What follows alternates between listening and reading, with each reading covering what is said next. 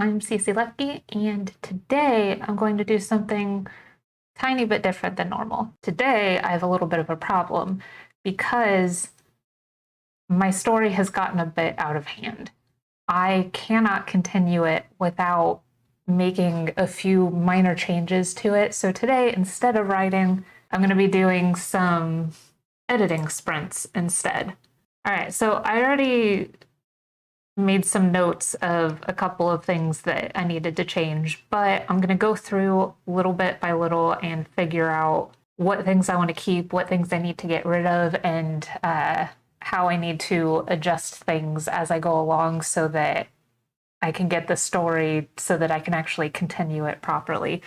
Mainly, my problem is that I did not do the beginning part very clearly. I sort of meandered a bit, and it made it so that I didn't have driving action in the beginning of the story to push toward the inciting incident.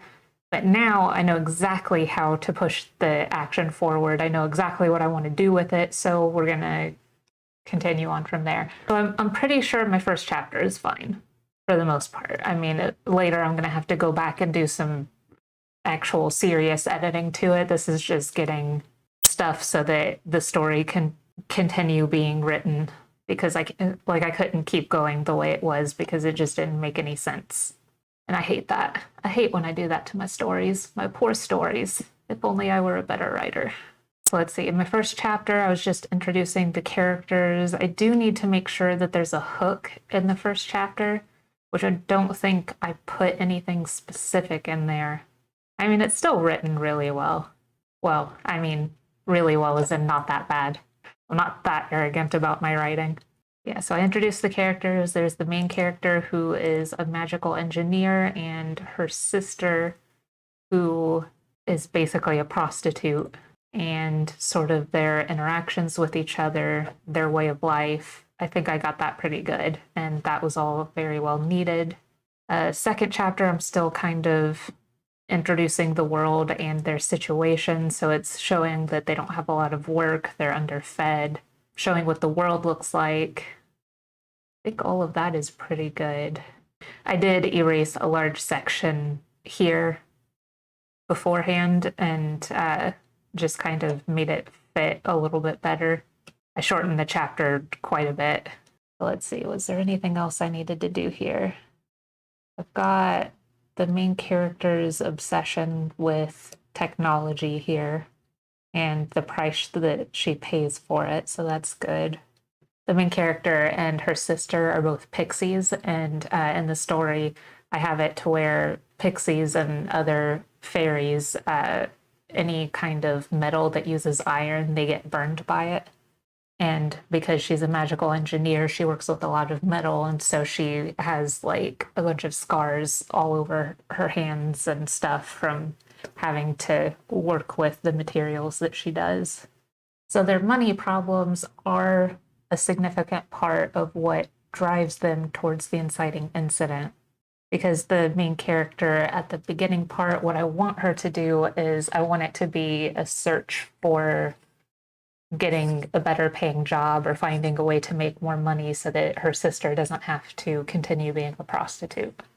And I'm also making sure that the relationship between the two is really strong, because that's important, because her sister is what's most important to her and is a huge driving factor for why she does the things that she does later on in the story.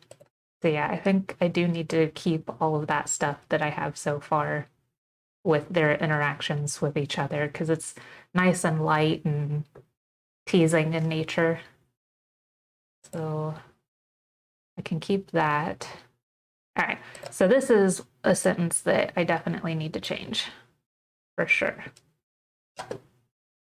Because I want this in particular to indicate what her driving force is right now at the beginning of the story, what she's planning to do so that the later events make a lot more sense. Forget what her manager's name is. What is her manager's name? Hoffman. This is what happens when I write stories. I forget people's names, and so I just kind of make it up based on my closest memory to it, and that's why people's names change halfway through my stories most of the time. That is not the best habit to have. So while I'm writing, I always have like one of my notebooks nearby me so that I can like keep track of certain things. And for this story, I've actually been keeping a list of character names and who they are and any like specific details about them because it's so easy to just let it slide right out of my head. Details are the worst. Ooh, a fun thing that I started doing recently is before each chapter, I've been doing like 15 minutes of brainstorming so that I can get a better idea of what the world looks like for the scenes that I'm writing. And that way I don't have to like come up with information on the fly. I can just have the notes right there to look at and then write whatever chapter I'm writing, and it makes it way easier to deal with all of the like minute information of the story and all of the background stuff. It was actually a recommendation that I got from a book called, I think it was called Published, and it was by Chandler Bolt. And he runs something called the Self Publishing School. So there was a lot of fun, interesting information for like the way that he does all of his writing practices. And I always find other people's methods really helpful to kind of refine my own methods and figure out what works and what doesn't work for me. I forgot what I was writing.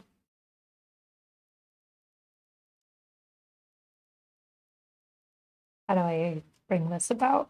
I need to get across the idea that she's going to ask for a raise because that's what everything that she's going to be doing after this while she's at work is heading towards.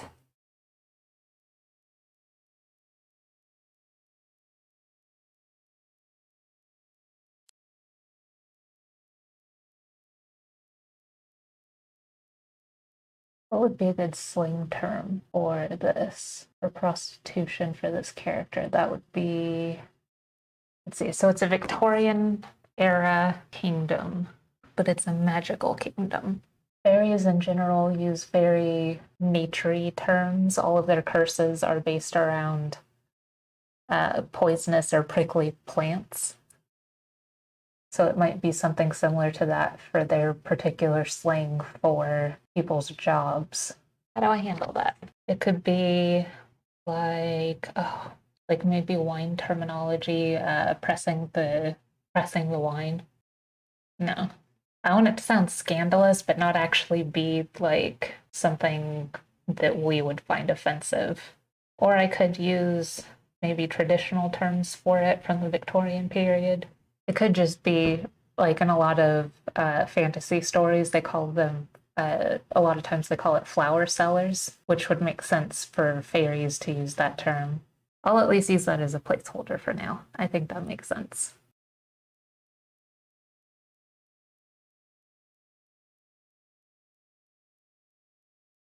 I think I got that to where I needed it. That's good. Oh, and just in time for my break. Well, that felt like I got absolutely nothing done. Still, it's a little better than it was before. I managed to at least put a little bit more intent into the beginning of the story with that. I have a couple more chapters to go through, and then if I can get all of that done before the end of the next sprint, then I should be able to at least get in one good stint of writing, I think. That's what I'd like anyway. Unless I am so mentally exhausted from editing that I can't write a single word, which is a thing that can happen. But we'll see. We'll see how I feel. I'm fine. Everything's fine. We're fine. All right, so I changed it from the main character just sort of whitewashing over how she's treated at her company to her actually actively doing something to change her situation. And that active intent is really important so that I can drive the story forward from this point forward. Because what I need to happen is her actions in each part of the story pushes her further and further, and things start sort of crumbling around her as she's finding these problems and then trying to do things to fix it and find what she needs so that the world can be back to the status quo that she likes. So very problem solution, and each new problem comes about because of the last solution wasn't perfect. And so there's always more to fix, and then it just escalates over time until it pushes her straight into that inciting incident. And then once she gets to that inciting incident, then the story is actually initiated, and everything goes to crap from there. And that is my favorite part. I really love working on the pacing of stories and getting everything to where it works out in just that like perfect way. Where at first everything seems like it's going to go one direction, and then the inciting incident happens and everything's turned on its head. And the whole time you're like doing things so that it feels like there's a momentum to the story and a momentum to everything that they're doing. That feeling of creating that momentum and seeing your characters struggle to make the world work the way that they want it to work is just, it's a beautiful kind of creation, I think. I just love writing so much. Even when I was working a regular job, I was doing grant writing, and so I would spend all day working on writing proposals to different nonprofits to try and get funding for our company. So my entire day was writing from 8 in the morning until 5 at night, and then I would get home and then I would just write stories all evening. So it was like the only thing I ever did throughout the entire day was just write and write and write, and I never got tired of that. What I did get tired of was having to hear all of the horrible stories that people suffered from, like the things that they were experiencing, that I had to then convey to different funders. And it gets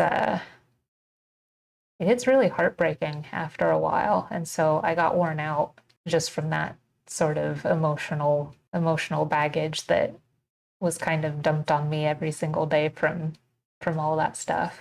It was better than working at a for-profit company, but still there's definitely a handoff for, different types of stress that you get with different jobs.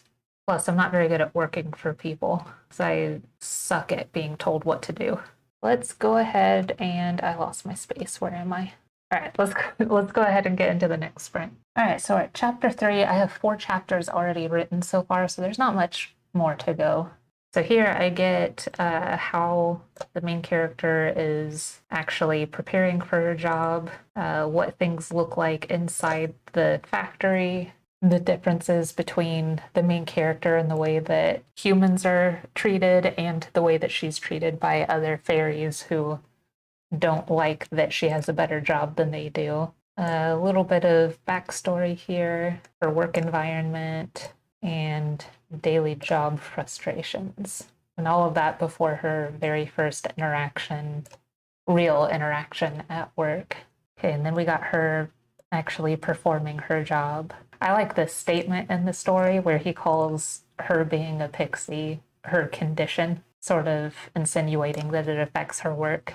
And okay, so this is the first at work instance of her asking for a raise. So this feels a lot better with the conversation with her sister before, showing that like asking for a raise is something that she has been thinking about and trying to do for a while now, and the very first avoidance of it here. So all of that I think is good. I think that's the problem that is cropping up, and she keeps trying to find ways to bring it up and get him to actually take her seriously for it. This I don't like.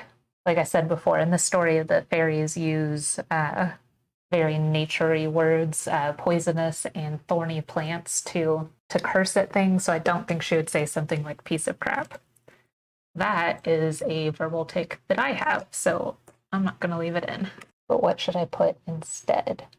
So we've got, let's see, hemlock. So the more poisonous or painful the plant is, the worse the curse is.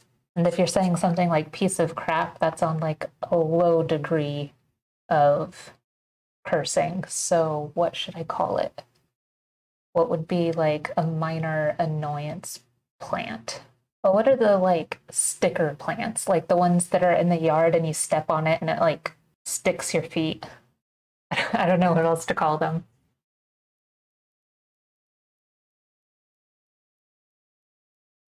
There we go. Grasper. That sounds terribly menacing. All right, so moving on to the next chapter. I'm not sure this is needed, although it does show a little bit of her relationship to nature because the main character does have a particular affinity for it that most fairies in the story don't. Because I thought that would be like a nice juxtaposition to where she has all of this natural power with nature, but what she actually prefers is the magic that's made by humans. And she, in particular, would also think about how the technology that she creates affects the world around her. And I thought that would be a nice character quirk of hers. So, do I want to keep this in? I'm going to put that on the, oh, actually, instead of yellow. Yellow, so I do different colors a lot of times depending on how I want to change things. And usually yellow is the color that I use for just get rid of this. Orange is the color I use for change this. I'm going to use light blue for under consideration. That should be good. All right. So I'll think about that. I'll let it sit. And this one is needed. It's where she comes back and gets that conversation with her employer. So that's going to stay.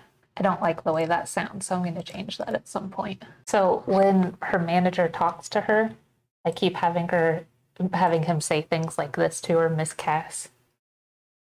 And the reason I do that is I wanted to make like a mental connection between the way that the Fae are treated in this story and the way that people of color were treated during the days of slavery, to where it sounds like a term of respect, but it isn't really. And I'm hoping that with all of this, I'm getting across the idea that he's maybe lying to her about whether he has the power to give her a raise or not.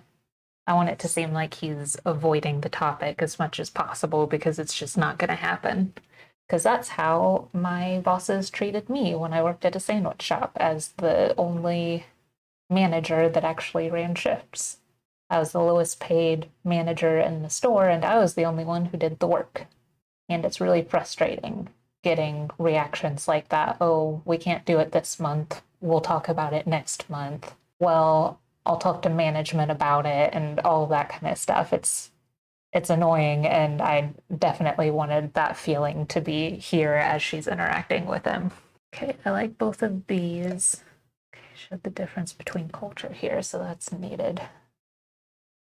All right, I think the rest of this looks fine. And that one's not there. Okay, so let's go back here. This is a very short chapter. I may have to expand it a little bit.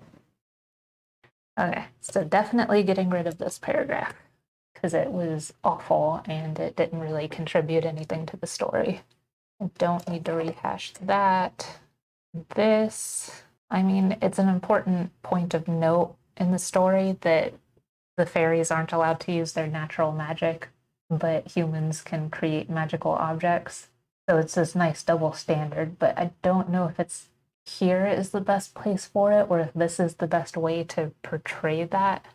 I feel like I could probably do it other ways and have it be just as good. I like this moment in the story of her interacting with a tree and thinking about the kindness of nature. It's a shame to get rid of it, but if I'm getting rid of all of the other stuff, it doesn't make sense to keep this in because it kind of comes out of nowhere. So, yeah, I'll get rid of the whole thing. This chapter is half a page so far. Don't like the way any of this is worded. I'll change that. Does this just go straight from, yeah, it goes straight from the last conversation about it into this one. So what I need to do is put something else in here as a buffer between the two things. So I do need an event to occur between times because it gives it a little bit more of a rest instead of making it feel too immediate. So I guess what I can do is have her actually working. And I'll use this as a moment to show sort of what the Magitech looks like and how it specifically works. So for adding more to it, we'll put that in pink. So those are all things that I will work on later for it. It's not something that I want to spend a lot of time dealing with at the moment, but when I see it later, I'll know there needs to be something a little more refined with it. Okay, let's at least add some notes here, I think. So working on Magitech, showing what it looks like, how it works. So let's get into what those things are.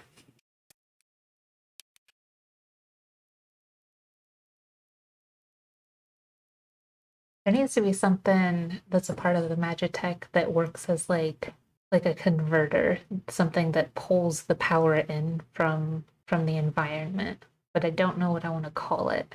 Because essentially what's happening is the Magitech has a device on it, and the device pulls in all of the magic in the surrounding environment, converts it into an energy type that could be used, and then it's funneled into the runes that direct the spells.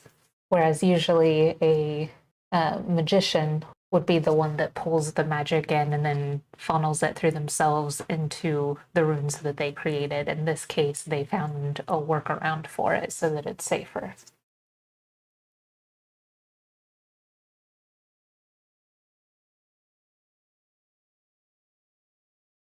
So that tells me what the Magitech is going to look like and how it works, and then that'll make it easier to show how the main character has some finesse with the work and how she's better at it than everyone else. Okay, I feel pretty good about the minor changes that I made. Everything feels a little more directed the way that I need it to be.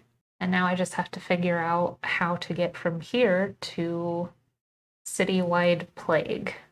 And at some point, I should probably decide what the kingdom is called and the name of the city, because all I have is the name, what people call the slums in the city, which is the swoop. Yeah. Decisions. Oh, we'll figure it out eventually, but for now, I think it's okay the way it is, and those are all things that future CC can worry about. Future CC is oh so good at dealing with my problems. Sure, that's fine. I do not think that I have what it takes to continue writing from this point because I just spent a lot of mental energy working through that problem.